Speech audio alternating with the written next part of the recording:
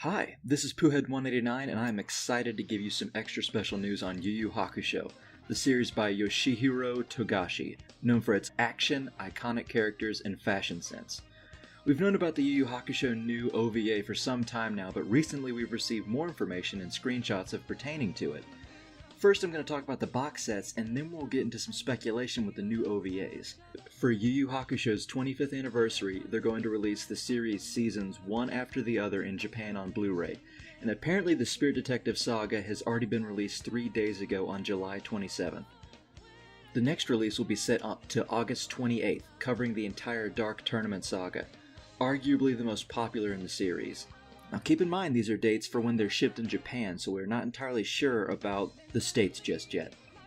On September 26th, they'll release the Chapter Black saga with Sensui back in the human world. Finally, both the 4th saga of Yu Yu Hakusho and the OVA bundled with it is set to be released on October 26th of this year. So far, it is confirmed that the Japanese voice actors for Yusuke, Kuwabara, Hiei, and Kurama are reprising their roles.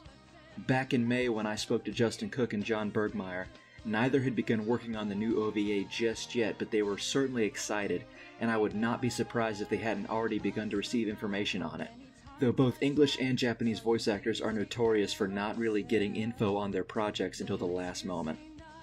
Now for the OVAs, there's going to be 2 stories released. The first will be a prequel featuring Hiei and Kurama and how they first met.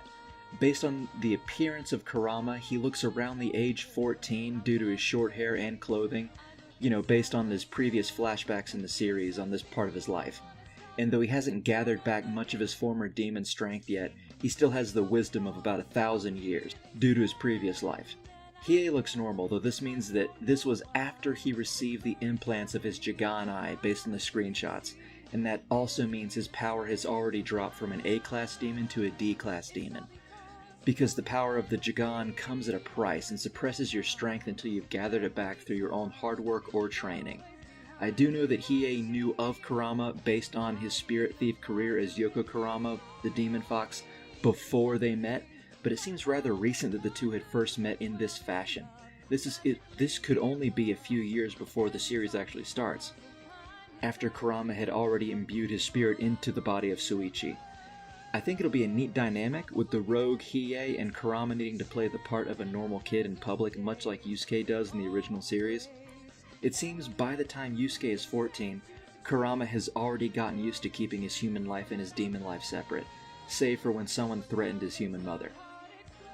On to the new part of the OVA with the original gang, the first part being labeled as Chapter 174, translated into English as titled Sink or Swim, Do or Die, or All or Nothing. Apparently there's some discrepancy with the translation. I've heard it All or Nothing a few times, so I'm going to go with that one. Called The Story of Noruka Soruka. Chapter 174, here's the description. Chapter 174 deals with a terrorist religious sect, Seisei Shinto, taking over the spirit world. They used to be the majority party in the spirit world, but gradually lost out to Koenma's moderate faction. In the distant past, when they were in charge, they used the Dimensional Cannon, a weapon that can fire across dimensions, to periodically ravage the human world in the name of curbing human depravity. They have now set that weapon up again and will fire it if their demands aren't met. The Spirit World Special Defense Squad gathers Yusuke and company, and they set off to set things right.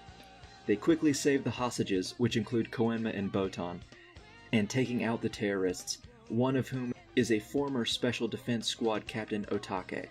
But Seisei Shinto has rigged the Dimensional Cannon to fire at Sarayashiki City, Yusuke's hometown. They have a grudge against him for the changes he's helped bring to the relationship between the 3 worlds, human, spirit, and demon. Yusuke must choose between 3 buttons, one that will deactivate the cannon, one will fire it at Sarayashiki, and one that will blow it up, killing Yusuke. He makes his choice, and on to the last chapter.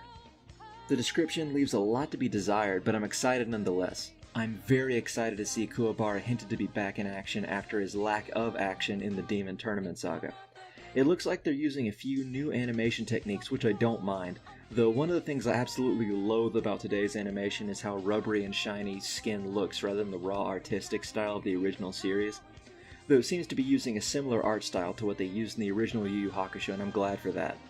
I'm wondering what the timeline is for the movie, whether it's after the series had finished or between arcs.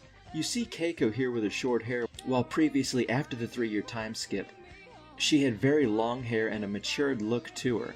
But then again, that looks like it could be an old picture in-universe, so we'll just have to wait and see. Also, before I forget, the franchise is inspiring a new Yu Yu Hakusho smartphone game from Clab Games called Yu Yu Hakusho 100% Magi Battle, or 100% Serious Battle, that reunites the anime's cast members and is slated to launch this year. Mobcast and Itarosoft are additionally developing a new smartphone action role-playing game for the franchise.